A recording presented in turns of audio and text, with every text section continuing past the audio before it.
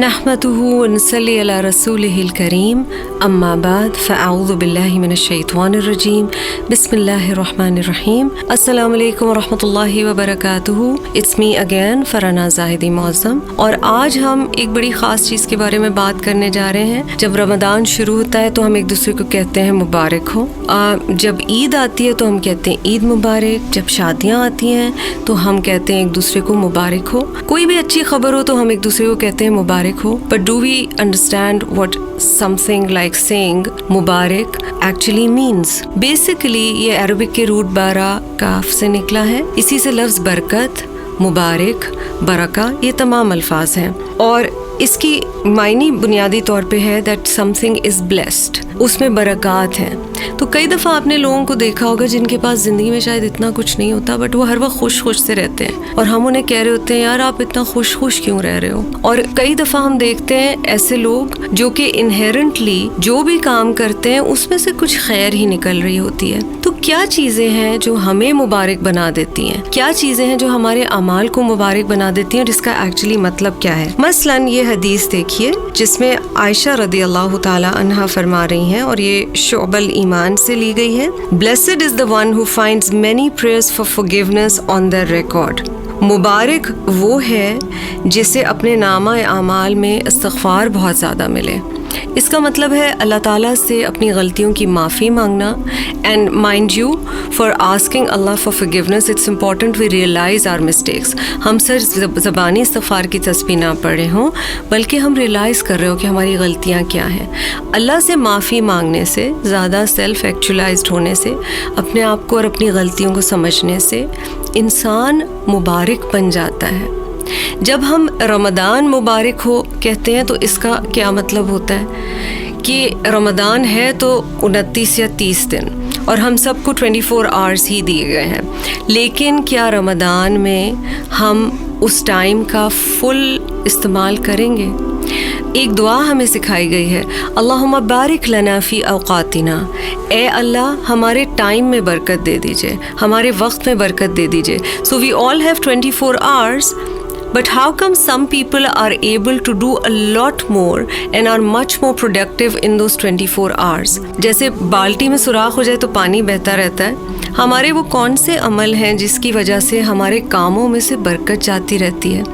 And of Times کے بارے میں ایک حدیث میں بتایا گیا ہے نا ہمیں کہ اینڈ آف ٹائمز میں پتہ نہیں چلے گا کہ ٹائم کہاں بھاگے جا رہا ہے, اور یہ میں حدیث کا مفہوم آپ کو بتا رہی ہوں.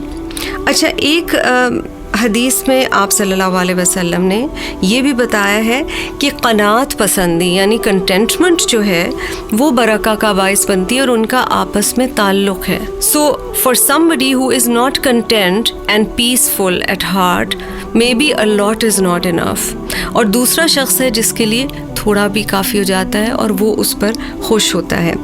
جب رمضان اینڈ ہونے لگے گا اور انشاءاللہ عید کے قریب ہم پہنچیں گے تو ہم ایک دوسرے کو کہیں گے عید مبارک, اور بنیادی طور پہ اس سے ہم ایک دوسرے کو یہ کہہ رہے ہیں that may you have achieved a lot of good deeds in your book of deeds in the month of Ramadan.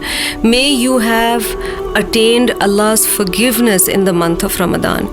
ہم یہ کہہ رہے ہیں کہ اللہ کرے یہ جو رمضان کا مہینہ گزرا ہے اس میں آپ نے وقت سے بھرپور فائدہ اٹھایا ہو, آپ کے اعمال اتنے اچھے رہے ہوں اور انہیں کسی اور غلط عمل نے داغدار نہ کیا ہو کہ اس کی وجہ سے ہم اللہ سبحانہ و تعالیٰ کی مغفرت پالیں, اللہ تعالیٰ کی معافی پالیں, اللہ تعالیٰ کی بخشش پالیں.